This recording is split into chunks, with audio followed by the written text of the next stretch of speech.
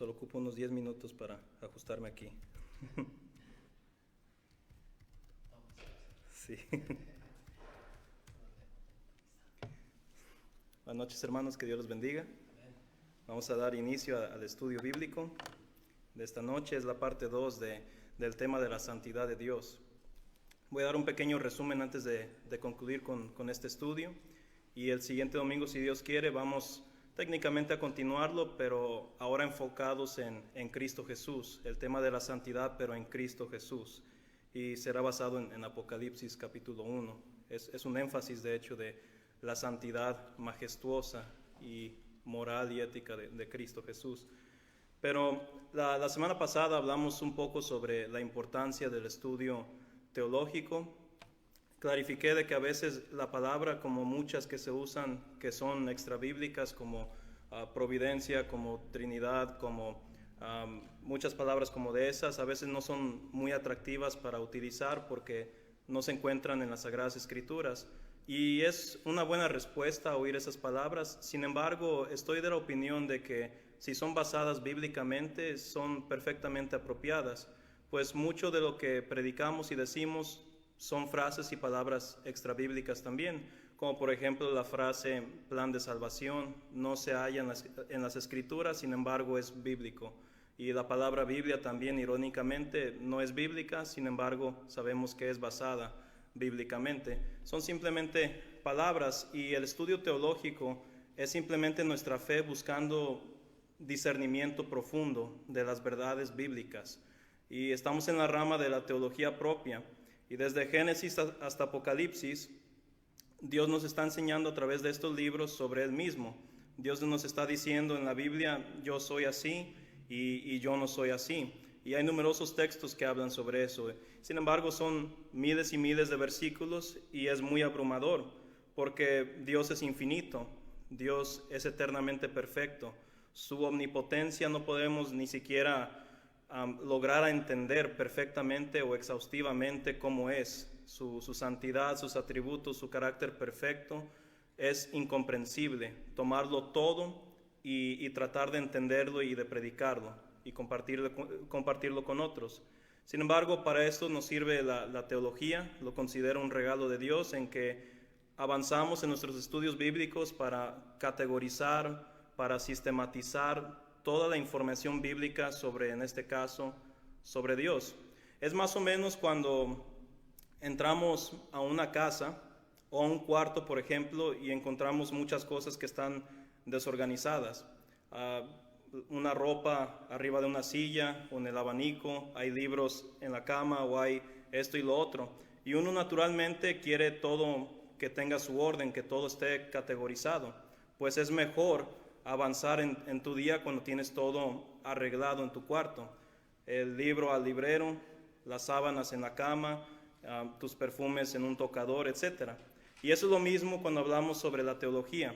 Cuando tomamos todos los versículos bíblicos sobre Dios, sobre lo que nos enseña sobre Dios, sobre su carácter, sus atributos, su soberanía, etc., lo que hacemos en la teología es categorizarlo. Entonces, estos bíblicos nos enseñan sobre la existencia de Dios y ya vamos punto por punto sobre eso. Estos versículos nos enseñan sobre los atributos de Dios y ya es otra clasificación ahí. Esto sobre la doctrina de la Trinidad, esto sobre la providencia, esto sobre etcétera. Entonces, eso es lo que la teología es. Esto es lo que trato de hacer en claro aquí. Y mencioné de que cuando uno estudia sobre quién es Dios y cómo es Él, a pesar de que una vez más no podemos tener un conocimiento perfecto sobre quién es Dios, aún así con un buen estudio bíblico y un buen discernimiento podemos llegar a la conclusión de que, bueno, la Biblia me dice esto sobre Dios y la Biblia me dice que Dios no es así. Y cuando se consideran sus atributos, siempre se centra en mi consideración sobre la santidad de Dios. Todos sus atributos, todo lo que Él hace por gracia, por amor hacia nosotros, es basada en su santidad. Y es lo que quise dejar en claro. Quizá podría decir que era mi tesis de la semana pasada. Entonces, la teología es un regalo de Dios y es el campo de los estudios bíblicos en donde procuramos buscar un entendimiento profundo de verdades bíblicas. Vimos Efesios 4, 13 al 14 para dejar en claro esto, la base bíblica sobre un buen estudio teológico, y Romanos 12, 1 al 2 para suplementar este entendimiento que debemos de tener. Hablamos, y ahorita lo mencioné en otras palabras, pero la importancia de estudiar la santidad de Dios es, número uno, el carácter central.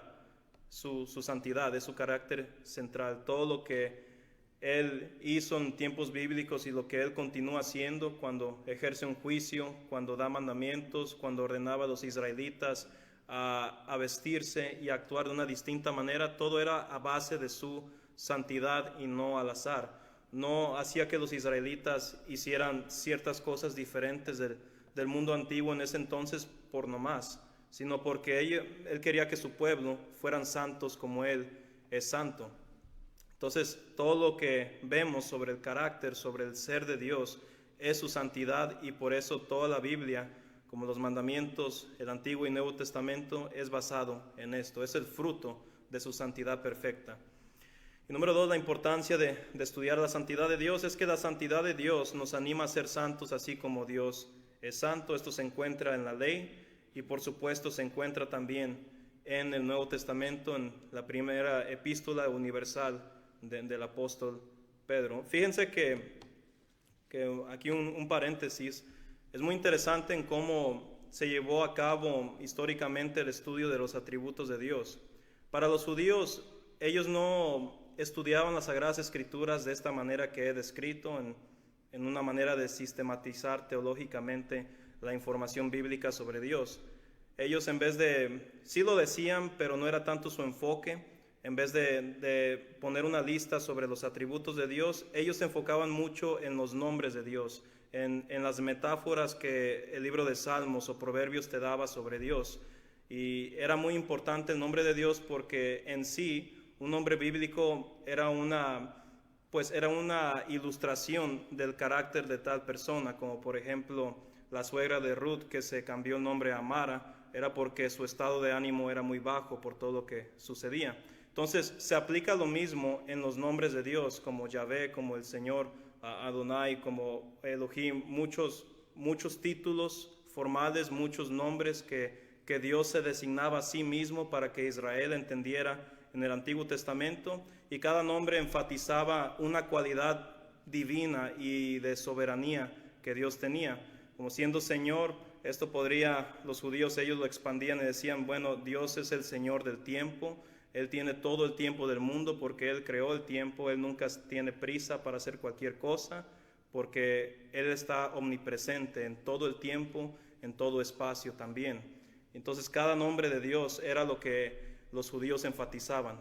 Pero ya en el Nuevo Testamento, cuando se empezaron a introducir los gentiles al reino de Dios, ellos estudiaban de una manera distinta y ninguna es superior, las dos es mejor. Nosotros, la Iglesia de Cristo, continuamos este tipo de estudio, pero a ellos les gustaba mucho sistematizar todo. Entonces se ve desde muy principio en la historia cristiana que empezaban a listar, a reconocer no tanto los nombres de Dios, sino más bien sus atributos. Y ya luego con el tiempo se creó esto de la teología sistemática, algo que estoy compartiendo con ustedes. Y todo ese fruto de esos años y años de estudio, vemos una vez más de que todo se centra dentro de la santidad de Dios. Pero no es algo que ellos inventaron. Como les dije, se enfatiza desde la creación, como es relatado en Génesis, la santidad de Dios, y cómo se concluye la Biblia también. Y nosotros lo vemos también en cómo Dios ejerce juicios, en cómo Dios guía a sus criaturas en su propia creación. Vimos versículos como Éxodo 15, versículo 11. No avanza el slide. Ahorita el hermano Arturo va a arreglar esto. Pero lo voy leyendo. Dice Éxodo 15, versículo 11. ¿Quién como tú, oh Jehová, entre los dioses? ¿Quién como tú, magnífico en santidad, terrible en maravillosas hazañas, hacedor de prodigios? Entonces, una regla básica, ¿verdad?, de interpretación bíblica.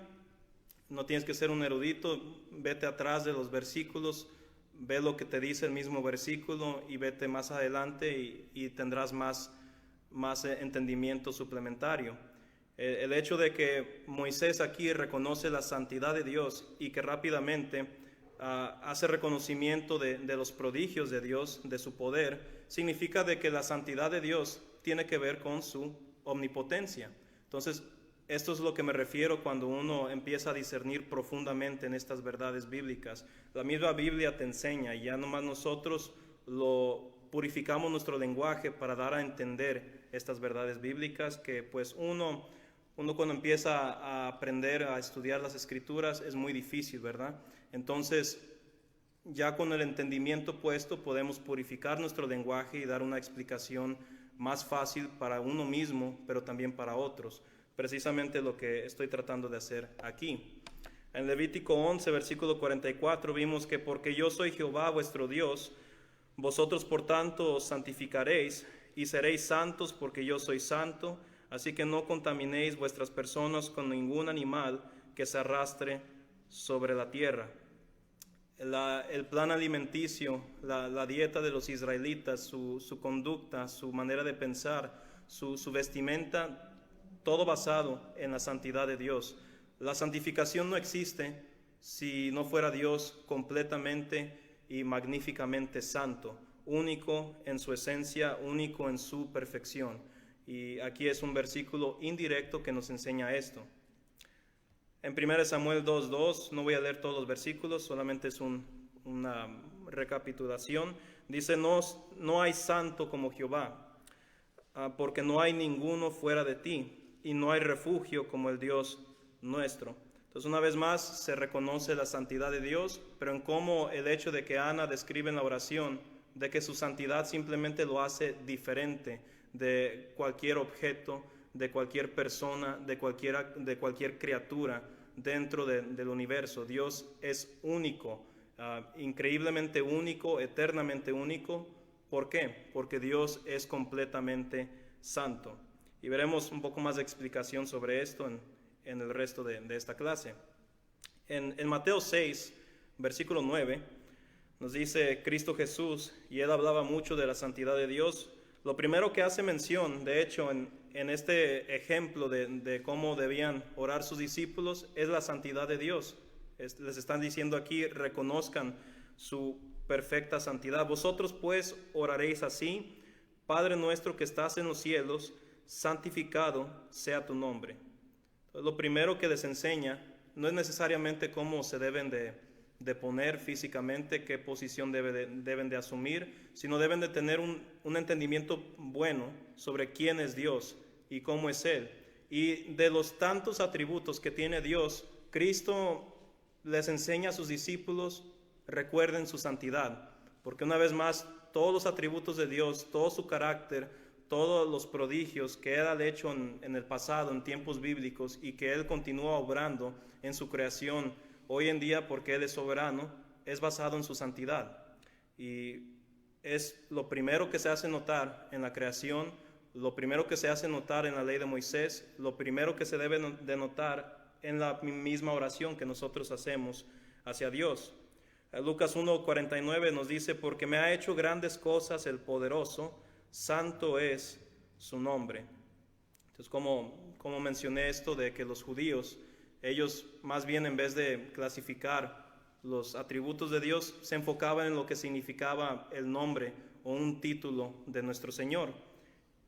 Y Cristo muchas veces, como leemos en el Nuevo Testamento, habla de tanto los atributos de Dios como su nombre también. Y como siempre en cualquier nombre, cualquier título que Dios se designaba a sí mismo y que Cristo enseñaba, una vez más siempre se regresaba a esto fundamental de lo que es pues Dios, de quién es Dios, su santidad, su omnipotencia, su inmutabilidad, todo es basado de su santidad.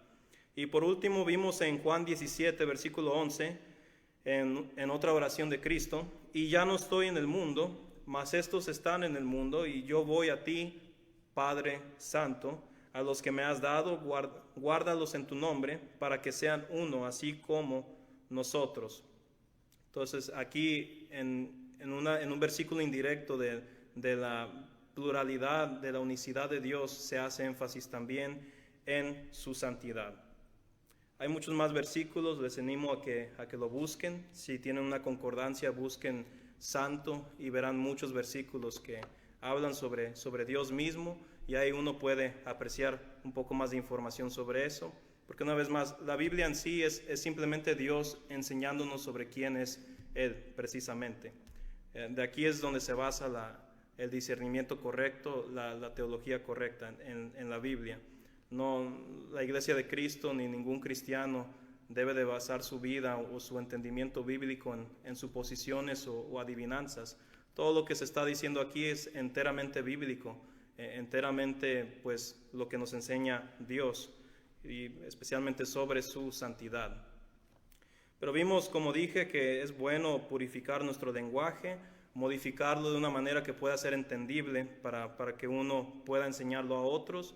Y vimos que ayuda mucho definir un poco más, tomar todos los versículos bíblicos, como les dije, categorizarlo y resumirlo en algunos puntos. Y aquí es lo que puedo pues aportar para todos nosotros. 4 definiciones, lo voy a leer. Dice: definiendo la santidad de Dios. Las numerosas declaraciones bíblicas sobre la santidad de Dios se pueden apreciar en dos formas. Primero, su santidad denota que Él es absolutamente distinto de todas sus criaturas, que Él es completamente diferente de todo lo que Él creó. No hay comparación a Dios. Y si usted regresa en los versículos que leímos, siempre o de manera directa o indirecta se hace este énfasis de que cuando se habla de la santidad de Dios, casi siempre se enfatiza el escritor bíblico en que Dios es santo porque Él es completamente diferente a nosotros y a cualquier cosa dentro de la creación. Y dos, la santidad de Dios significa que es exaltado por encima de todas sus criaturas por su majestad infinita. Lo que uno puede considerar bello dentro de la tierra, majestuoso o perfecto, lo mejor que pueda ofrecer el mundo no tiene comparación con la santidad de Dios. Él tiene una esencia, una majestad, una gloria incomparable. Y si uno ve las visiones que tuvieron los profetas, las teofanías, las manifestaciones de Dios en su presencia, casi siempre están aterrorizados. Casi siempre, creo que Daniel, si no me equivoco, el profeta Daniel se desmaya. El apóstol Juan en Apocalipsis 1 se postra ante Cristo de contemplar tanta santidad, tanta gloria. Y es tan conmovedor porque Cristo, en vez demuestra su amistad hacia Juan y lo toca. Y a pesar de que es completamente santo, nuestro Señor Jesucristo, Él quiere ser nuestro amigo. Entonces es lo increíble de esto de la santidad de Dios, de que a pesar de que es infinitamente separado, completamente diferente en majestuosidad, en carácter moral, en todo, nuestro Dios, Él aún así quiere amistad con nosotros. Y es cuando uno empieza a verse como Job se veía, de que yo simplemente soy polvo, yo soy gusano, yo soy etcétera. Y Dios dice: no, yo te creé y yo quiero que seas santo como yo soy santo. Yo quiero que seas mi amigo, yo quiero que seas mi hijo adoptado en Cristo Jesús. Y esta es la promesa del cielo, de contemplar la santidad de Dios por toda la eternidad y proclamarlo diciendo: santo, santo, santo, como lo cantamos hace unos momentos. Número 2, la santidad de Dios denota en cómo Él mantiene eternamente su propia excelencia moral. Dios, como sabemos todos, es inmutable. Él no cambia su carácter. Si Él ha sido omnibenevolente, Él ha sido bueno desde antes de la creación, lo fue en la creación, en esos 6 días literales, y lo sigue siendo hasta el día de hoy, porque es inmutable y porque Él es santo también. Y igual se compara con su justicia, con su carácter, etcétera. Él mantiene su excelencia moral porque Él es completamente santo. Número 3, la santidad de Dios significa que Él está infinitamente y eternamente separado del pecado y está completamente dedicado a buscar su propio honor. ¿En qué se basa nuestro Dios para ejercer un juicio, para exhortarnos, para, en comillas, llamarnos la atención o en darnos un mandamiento. ¿En qué se basa nuestro Dios? En sí mismo, en su propia santidad. Creo que lo mencioné la semana pasada, que los numerosos mandamientos que vemos en el Antiguo Testamento, siempre cuando da un mandamiento decía, porque yo soy Jehová. O sea, siempre Dios se basaba en sí mismo, en dar un mandamiento o una exhortación, porque no hay nadie superior a nuestro Dios, porque Él es completamente santo. Y número 4, al ser completamente santo, Dios está completamente ausente de cualquier tipo de corrupción moral. Es básicamente lo que mencioné hace un rato, pero en diferentes palabras. Pero ahora entramos a material nuevo y será pues realmente mucha lectura el día de hoy, pero es muy bonito hacerlo porque dejamos que la Biblia nos guíe y simplemente lo organicé de una manera que pueda ayudarnos a todos nosotros a, como dije, sistematizar las numerosas declaraciones bíblicas de la santidad y perfección de Dios. Ahora, hay dos facetas de la santidad de Dios. Uno puede apreciar mejor su santidad si se distingue en que hay una santidad de Dios que es de naturaleza ética o moral y que Él tiene una santidad majestuosa. Y esto es sinónimo a que es glorioso, a que es perfecto, el que Él tiene una belleza incomparable, distinta, irreplicable también. Veamos la primera, la santidad ética y moral de Dios. Ahora con esto quiero decir que Dios es inermemente perfecto y trascendentalmente distinto de todo lo que está fuera de sí mismo. Es completamente diferente a todo lo que está fuera de sí mismo. Él está separado del pecado porque Él es moralmente y éticamente perfecto. Nos deja claro la Biblia que Dios aborrece el pecado y que justo por esa razón le exige pureza absoluta de sus criaturas morales. Si Dios nos exige a ser santos, si Dios nos exige a ser buenos, a ser obedientes, es porque Él es nuestro creador, porque nos hizo a su imagen y Él espera que nosotros repliquemos o actuemos a una vida basada en su santidad, en su perfección. Y podemos notar algunos subpuntos específicos sobre la santidad de Dios. Y aquí puse en lista algunas en que, recuerden, estamos enfatizando sobre el carácter, que sea la moralidad y ética de Dios, que esta es una faceta de su santidad. Podemos notar que en su santidad existe esto de su bondad, que existe esto de su amor, que existe esto de su misericordia, su gracia, su paciencia y su justicia e ira también. Puse juntos su justicia e ira, ahorita veremos por qué. Bueno, porque Pablo lo pone junto en Romanos 2, 5 al 6. Pero veamos su bondad. Si me acompañan a Marcos 10, versículo 18, vamos a ir a Marcos 10, 18.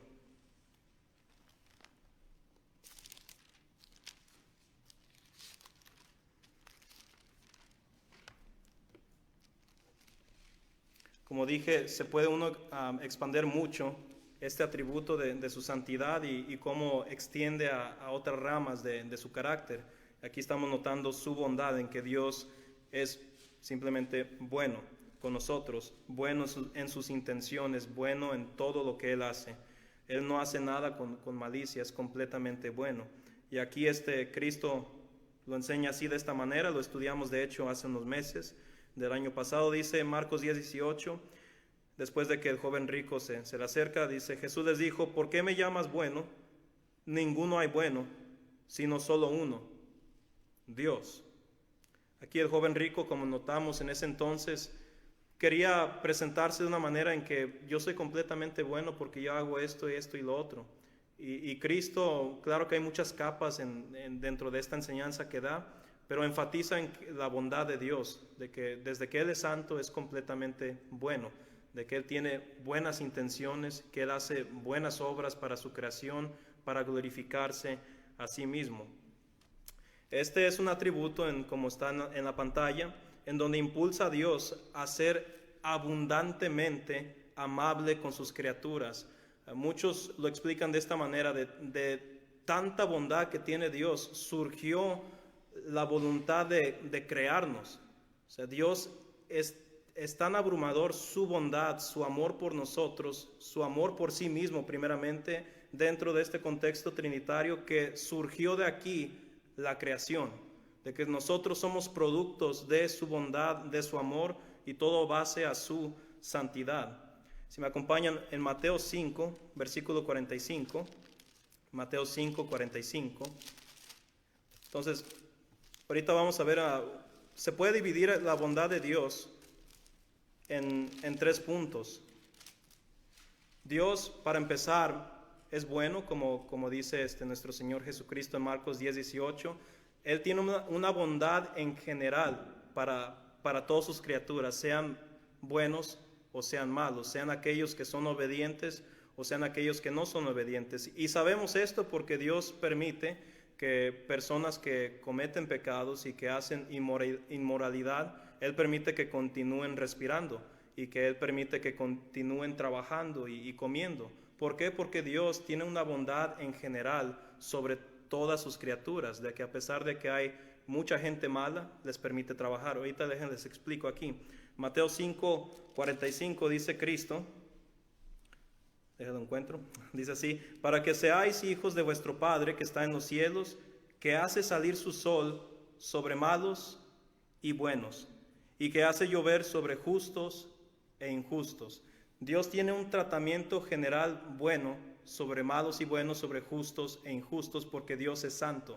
Entonces, estos son los subpuntos teológicos, como les dije, que podemos profundizar sobre su santidad. Sin embargo, Dios tiene una bondad en especial para su pueblo, y esto se hace notorio en Romanos 8, versículo 28.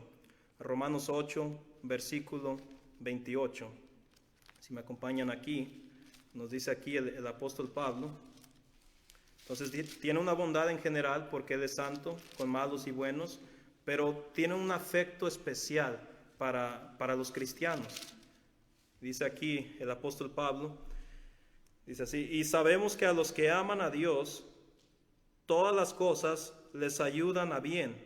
Esto es, a los que conforme a sus propósitos son llamados. Todos nosotros somos testigos de la bondad de Dios, en cómo tenemos una relación especial con Él, porque Él es nuestro Padre. Si necesitamos ayuda y se la pedimos, como Cristo nos enseña en el Sermón del Monte, Él nos ayuda, y muchas veces de maneras misteriosas, de maneras anticipadas, de maneras inmediatas también. ¿Por qué? Porque Dios es santo y tiene un afecto especial para los miembros de su pueblo, para sus hijos que son adoptados en Cristo Jesús. Y su bondad es un atributo que se puede examinar en otro día, pero técnicamente es un subpunto de esto, de su santidad. Pero está también su amor, que es muy similar, y dice aquí apunté, a su amor. Esta es su determinación de amarse a sí mismo y compartir ese mismo amor a sus criaturas por medio de darse a sí mismo en afecto y benevolencia. De manera más clara, Dios se dio a sí mismo en la persona de Jesucristo para nosotros, para que nosotros fuéramos salvos de nuestros pecados, redimidos y tener una comunión con nuestro Dios. Su misericordia también es un subpunto de su santidad, porque esta es su bondad sobre aquellos que están en miseria o apuros. Así te presenta las Escrituras la misericordia de Dios, de que cuando su pueblo necesita ayuda o necesita un favor de Dios, una demostración de su gracia, Dios les ofrece misericordia y por ende su bondad, todo a base de su santidad. Su gracia también es un subpunto de su santidad. Esta es su bondad hacia las personas que merecen castigo, como nosotros, por ejemplo, los que antes de Cristo merecíamos infierno, y bueno, técnicamente sí lo merecemos, pero en Cristo Jesús somos adoptados, somos redimidos y somos salvos de la ira de Dios. Y pues esto es lo que caracteriza su gracia, que es una bondad especial o una paciencia especial para aquellos que merecen su juicio. Su paciencia, como mencioné, esta es su bondad especial sobre aquellos que continúan pecando. Todo cristiano, como dice el apóstol Juan, no es libre de pecado. Pecamos en ignorancia y muchas veces pecamos voluntariamente. Pero aún así Dios continúa con su paciencia porque Él es santo con nosotros. Como lo vimos en un versículo, tiene un afecto especial para sus hijos y por eso extiende misericordia, por eso extiende paciencia hacia nosotros en este proceso de santificación en donde crecemos a la imagen de la altura de Cristo Jesús, como dice Efesios 4. Entonces, solamente leí esto, pero me gustaría leerlo de Romanos 2, 5 al 6, porque no todo es de su santidad, misericordia, paciencia, etc. También involucra su justicia y su ira. Romanos 2, 5 al 6, y esto es algo en donde determina el tratamiento de sus criaturas, quién, según su juicio perfecto, quién merece bendición, quién merece castigo, algo que solamente Dios mismo puede determinar, todo a base a su santidad. Es basado en la puridad de su naturaleza. Romanos 2, 5 al 6, Pablo explicando sobre los pecados del mundo antiguo, tanto del judío como del gentil, dice: pero por tu dureza y por tu corazón no arrepentido, atesoras para ti mismo ira, para el día de la ira y de la revelación del justo juicio de Dios, el cual pagará a cada uno conforme a sus obras. Y él continúa diciendo en el versículo 7, vida eterna a los que obedecen y luego ira a los que continúan en su rebeldía hacia Dios. Esto es muy abrumador, ¿verdad? Sobre los atributos de Dios y es natural. Solo imagínense, hermanos, nosotros mismos, nuestra psicología humana es complicado en sí, en que podemos sentir amor y a la misma vez ira, y donde hay una unidad y sincronicidad dentro de nosotros mismos en lo que podamos sentir. Y pues si eso es complicado en sí, solamente imagínense la mente infinita de Dios, en donde Él, su justicia no es necesariamente más alta que su bondad, o que su amor no es más alto que su paciencia. Todos los atributos de Dios son iguales, son parejos, son perfectos, son balanceados. Simplemente Él decide dentro de su providencia manifestar ciertas cualidades que son más notorias que otras.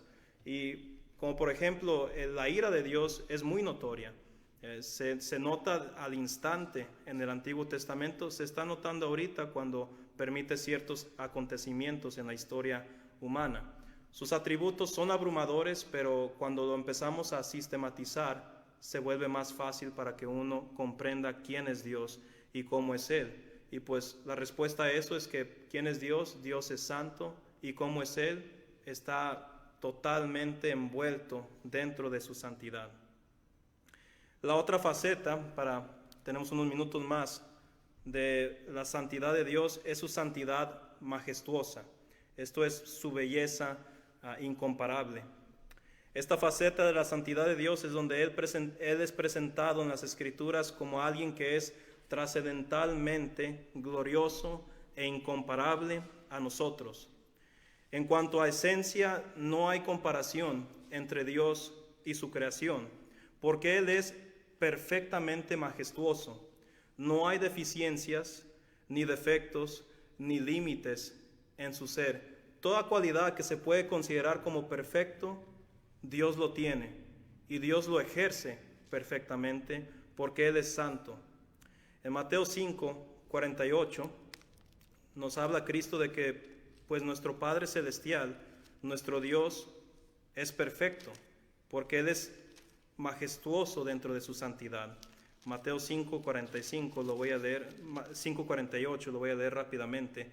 Dice: sed pues vosotros perfectos, como vuestro Padre que está en los cielos es perfecto.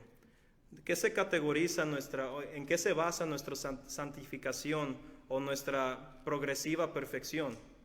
Es en base a quién es Dios, que Él es santo, por lo tanto nosotros debemos esforzarnos en la santidad. Porque Él es perfecto, nosotros debemos esforzarnos en progresivamente perfeccionar nuestras obras y perfeccionar nuestra mente y corazón, porque el corazón es corruptible, como el hermano Alfonso lo mencionaba en la introducción del servicio. Pero su perfección, teológicamente, como un subpunto de su santidad majestuosa, significa que esta es la suma de todos sus atributos infinitos y perfectos, Dios posee toda cualidad excelente y no carece de ninguna característica deseable. ¿Qué son características deseables dentro de este contexto? Pues una podría ser eternidad. ¿Quién no quisiera ser eternidad? ¿Quién no considera la eternidad como una perfección? Bueno, Dios lo tiene, Dios es eterno. ¿Quién no considera tener poder o tener omnipotencia como una cualidad perfecta? Dios lo tiene porque Él es santo y es majestuoso y lo ejerce y lo ejemplifica perfectamente. Su perfección dentro del contexto de la santidad es la suma de todas las cualidades perfectas que Él tiene, es la suma de todo lo que la Biblia nos enseña sobre Dios, y es magnífico contemplar en la gloria de Dios a pesar de que no hemos visto quién es Él, y solamente podemos imaginarnos en la gloria eterna contemplar tanta perfección abrumante, tanta perfección deseable que solamente Él tiene. Su beatitud, como otro subpunto de su santidad majestuosa, simplemente significa que Dios es el ser más feliz que existe. Su beatitud es un resultado de la suma de sus atributos. Primera Timoteo capítulo 1, versículo 11, nos dice así el apóstol Pablo. Primera Timoteo 1, versículo 11, dice: según el glorioso del Dios bendito, que a mí me ha sido encomendado. Es el Dios bendito. En la misma epístola, en el capítulo 6, versículo 15, nos dice lo siguiente: la cual a su tiempo mostrará al bienaventurado y solo soberano, Rey de reyes y Señor de señores. Y luego continúo: el único que tiene inmortalidad, que habita en luz inaccesible, una luz incomparable, inaccesible, algo que ni siquiera tenemos idea de cómo es, a quien ninguno de los hombres ha visto ni puede ver, la cual sea la honra y el imperio sempiterno. Amén. Desde el inicio hasta el final de esta epístola, Pablo enfatiza su santidad o su beatitud, su perfección, la suma de sus cualidades perfectas, el resultado de la suma de sus atributos, que es su suprema felicidad. Dios es eternamente y perfectamente feliz dentro de sí mismo. Como resultado de su perfección, de su santidad, bondad y felicidad, Dios creó a todo ser humano, a todo lo que existe y podemos ver y contemplar por su gracia, por su santidad. Fue su santidad excesiva en que nosotros podamos estar aquí y tener el privilegio de estudiar sobre quién es Dios y articular con lenguaje purificado hacia aquellos que son incrédulos sobre quién es Dios, y que no hay nada en el mundo que se pueda comparar sobre quién es Dios. No está apuntado aquí, pero la Biblia habla mucho de la gloria de nuestro Dios. Esto es su esplendor y presencia perfecta que abruma y asombra a sus criaturas. Y a veces esta gloria se manifestaba en una nube, como lo vimos muchas veces en el antiguo pacto y se vio en la transfiguración de Cristo Jesús. Mucho que decir, mucho de qué leer y explicar, pero esta fue una introducción en general sobre la santidad de Dios. Créanme que cualquier pasaje de la Biblia en que se vaya, se va a hablar indirectamente o directamente de este atributo central del carácter de Dios. Ha sido una bendición poder estudiarlo con ustedes. Vamos a concluir con una oración. Que Dios los bendiga.